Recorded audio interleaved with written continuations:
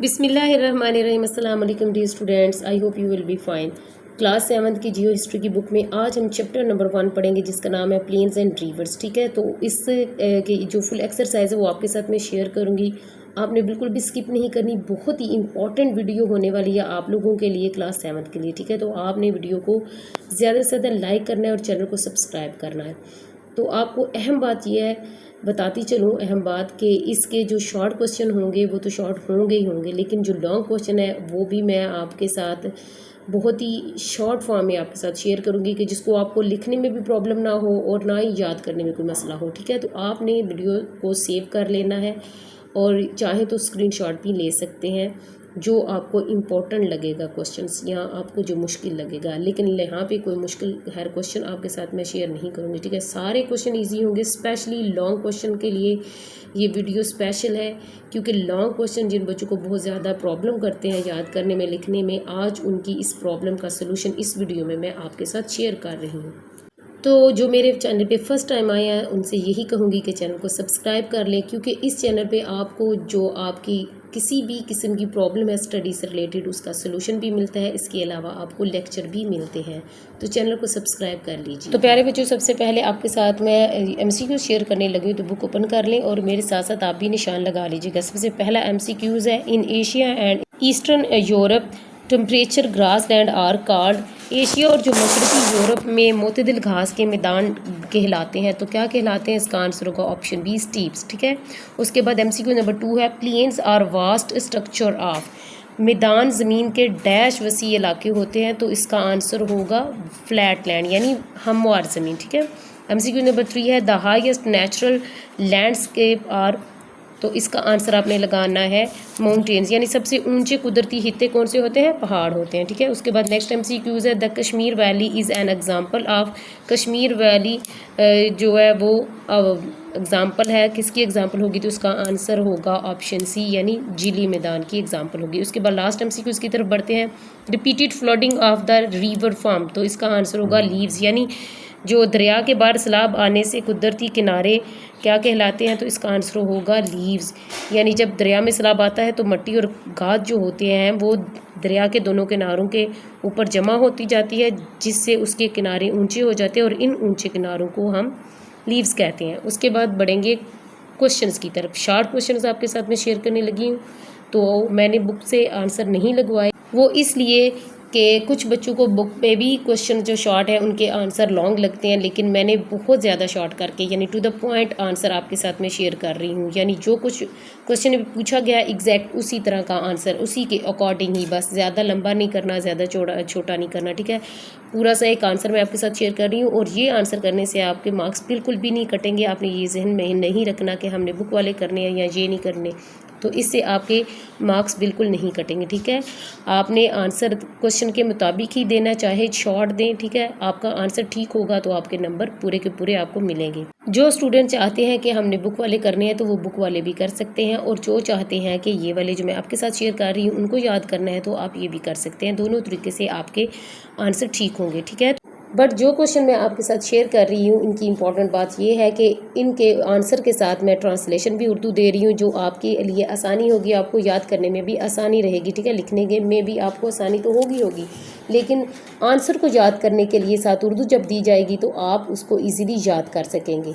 तो बढ़ते हैं क्वेश्चन नंबर 1 की तरफ। क्वेश्चन नंबर 1 है, डिफाइन द टर्म प्लेन, मैदान की तारीफ़ करें। ठीक है, तो इसका आंसर है plain is a large area of a flat land. मैदान ज़मीन का एक बड़ा और हमवार इलाका होता है। ठीक हो गया। उसके बाद नेक्स्ट क्वेश्चन नंबर 2 है, व्हाट आर प्लेट्यूज़, यानी सतह मुरफ़ता क्या होते हैं? तो इसका आंसर है plateaus are high flat lands with steep side.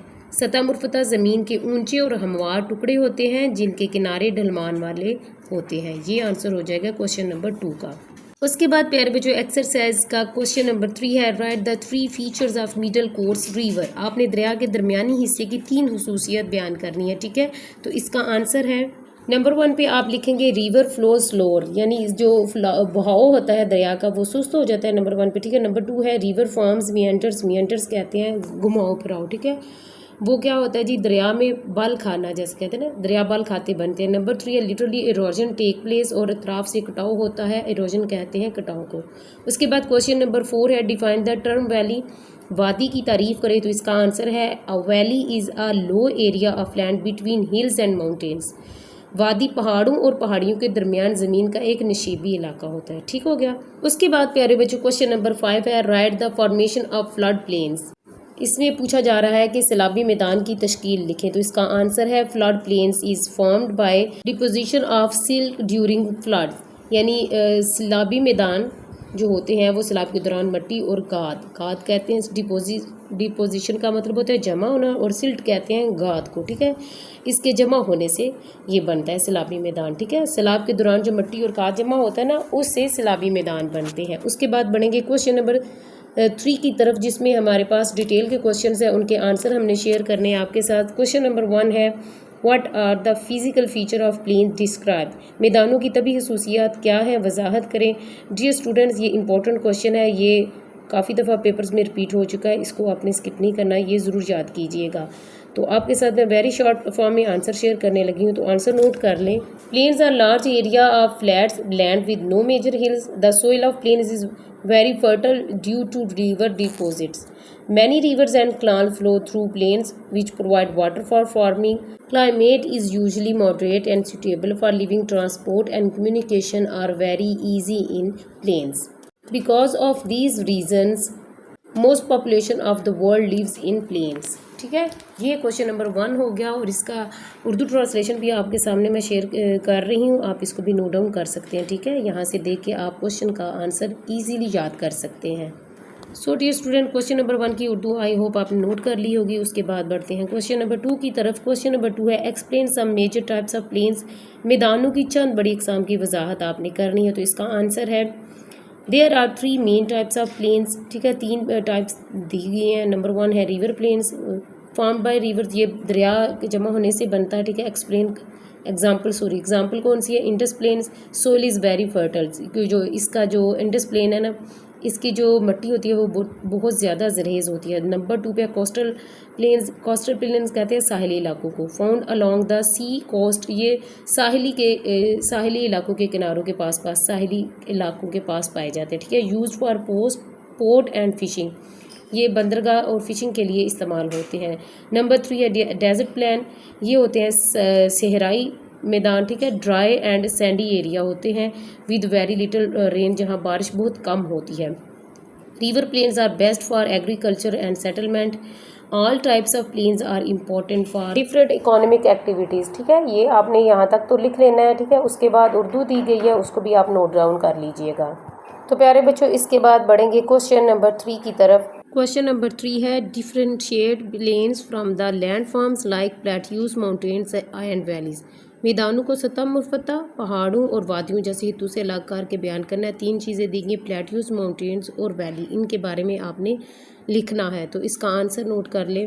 आपने तीनों के बारे में थोड़ी थोड़ी डिटेल लिखनी है। ठीक है, प्लेन्स के बारे में सबसे पहले बात करेंगे। Plains are flat and low lying areas, plateaus are high flat lands with steep sides and less fertile soil. यहाँ बताया जा रहा है कि मैदान हमवार और निशेबी इलाके होते हैं, और सतह मुरफ़ता ऊंचे और हमवार होते हैं, जिनके किनारे ढलवान वाले होते हैं और मिट्टी उनकी कम जरहेज़ होती है। ठीक हो गया।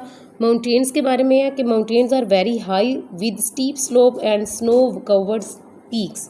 पीक्स कहते हैं चोटी को। ठीक है, चोटियाँ कह रहे हैं कि पहाड़ बहुत ऊंचे होते हैं जिनकी चोटियाँ बर्फ़ से ढकी होती हैं। उसके बाद वैली के बारे में है, valley are low area found between mountains and hills. जो वादियाँ होती हैं पहाड़ों के दरमियान निशेबी इलाके होती हैं। ठीक है, जो निशेबी इलाके होते हैं ना पहाड़ों के दरमियान, उसको वादी कहते हैं। प्लेन्स है fertile soil and dense population, जो मैदान होते हैं वो जरहेज़ मिट्टी और ज़्यादा आबादी होती है। ठीक है, जरहेज़ मिट्टी होती है उनकी, और आबादी, डेंस का मतलब होता है घने, तो यहाँ पे ज़्यादा आबादी की सेंस में आएंगे, ज़्यादा के सेंस में। ठीक है, कि ज़्यादा आबादी होती है जो मैदानी इलाके होते हैं। ठीक है, उसके बाद है while other have sparse populations, so plains are most suitable for farming and cities, इसलिए मैदान काश्तकारी और शहरों के लिए सबसे ज़्यादा बेहतर है। तो ये आपने इसका उर्दू ट्रांसलेशन भी नोट कर लेनी है। ठीक है, उसके बाद बढ़ेंगे क्वेश्चन नंबर 4 की तरफ। Describe the feature form by river, दरिया के बनाए हुए हितों की वजाहत करें, तो इसका आंसर है rivers form different features in their 3 courses, ठीक है। In upper course they make V shaped valley and waterfall due to fast flow. जो ऊपरी हिस्सा होता है ना उसमें तेज़ बहाव की वजह से वादियाँ और आबशारें बनती हैं, ठीक। नेक्स्ट बात करेंगे इन मिडल कोर्स में। In middle course they form meanders and oxbow. Meander कहते हैं घुमाओ फिराओ को, ठीक है, और ऑक्सबो कहते हैं बेल कमान को। Lakes due to literal erosion. Erosion का मतलब होता है कटाव, ठीक है। तो जो मिडल कोर्स होता है उसमें कहते हैं कि दरमियानी हिस्से में इतराफ़ के जो इर्द गिर्द का कटाव होता है ना वहाँ बाल खाते और घोड़े की नाल जैसी झीलें बनती हैं। उसके बाद है इन लोअर केस में क्या होता है, they deposit silt and form floods plains and deltas. कहते हैं कि जो नशीले हिस्से का होता है उसमें खाद जमा होकर सैलाबी मैदान और डेल्टा बनाते हैं। These features are very important for geography and human life. River shapes the land and provide resources to people. ये जो हित्ते और जोग्राफिया होते हैं इंसानी ज़िंदगी के लिए बहुत ज़्यादा अहम होते हैं और दरिया ज़मीन की शक्ल बनाते हैं और लोगों को वसाइल देते हैं। ये आपने सारी इसकी उर्दू भी नोट कर लेनी है और यहाँ तक हमारा क्वेश्चन कंप्लीट हो जाएगा। उसके बाद बढ़ेंगे नेक्स्ट क्वेश्चन की तरफ। तो प्यारे बच्चों नेक्स्ट एक्सरसाइज में हमारे पास क्वेश्चन नंबर 5 है, what is a river system, explain. दरिया का निज़ाम क्या है, वजाहत करें। तो इसका आंसर है a river system consist of a main river and its contributories. All small rivers join the main river and finally flow into the sea or ocean. It covers a large drained basin area. River system provides water for drinking, irrigation and industries. It also helps in transport and produce hydroelectricity. Example उसकी है the Indus River system is the largest of Pakistan. उसके बाद प्यारे बच्चों ये इसका उर्दू तर्जमा भी दिया गया है इस क्वेश्चन के आंसर का, तो आप इसको भी नोट डाउन कर लीजिएगा। उसके बाद बढ़ेंगे नेक्स्ट क्वेश्चन नंबर 6 की तरफ। Compare the middle course of river with lower case of river. आपने दरिया के दरमियानी हिस्से का निचले हिस्से से मुआवजा करना है। तो इसका आंसर है in the middle course the river flows slower and with increases it forms meanders and oxbow lakes due to erosion. In the lower case the river flows very slowly and becomes very wide. Here deposition is more and it forms flood plains and deltas. Middle course has more erosion while lower case has more depositions. Both courses are important for agriculture and settlements. ये इसका answer हो गया और ये इसकी translation Urdu में आप इसको भी नोट डाउन कर लीजिएगा। उसके बाद बढ़ेंगे नेक्स्ट क्वेश्चन की तरफ। क्वेश्चन नंबर 7 है हमारे पास, explore the importance of river in the economy of a country. मुल्क की किसी भी मुल्क की माशियत में दरियाओं की अहमियत को बयान करें। डियर स्टूडेंट्स ये बहुत ही इंपॉर्टेंट क्वेश्चन है, इसको लाजमी याद कीजिएगा। तो इसका आंसर है river are very important for a country economy. They provide water for agriculture which is the backbone of economy. Rivers are used for transport of goods from one place to another. Hydro electricity power is generated from rivers which run industries.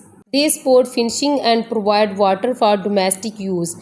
Fertile soil near river increases crop production and trade. So dear students, I hope कि आपने ये सारे questions के answer note down कर लिए होंगे और आपको जो लॉन्ग क्वेश्चन थे आप बिल्कुल भी प्रॉब्लम नहीं करेंगे, आपको इजीली याद भी हो जाएंगे क्योंकि मैंने इनके साथ उर्दू भी आपके साथ शेयर की आपकी आसानी के लिए कि आपको याद हो जाएं क्वेश्चंस के आंसर। तो प्यारे बच्चों नेक्स्ट चैप्टर नंबर 2 हमारे पास होगा वाटर सोर्सेज एंड मैनेजमेंट। आपने मुझे बताना है कि इस चैप्टर में कौन से क्वेश्चन आपको बहुत ज़्यादा लॉन्ग लगते हैं, डिटेल वाले जो क्वेश्चन होंगे उसमें से, ठीक है। आपने मुझे बताना है ताकि मैं नेक्स्ट जो वीडियो बनाऊं उसमें मैं आपको शॉर्ट करके आपके साथ शेयर करूं। तो कमेंट्स में मुझे ज़रूर बताइएगा। मिलते हैं नेक्स्ट वीडियो में, तब तक के लिए अल्लाह हाफिज़।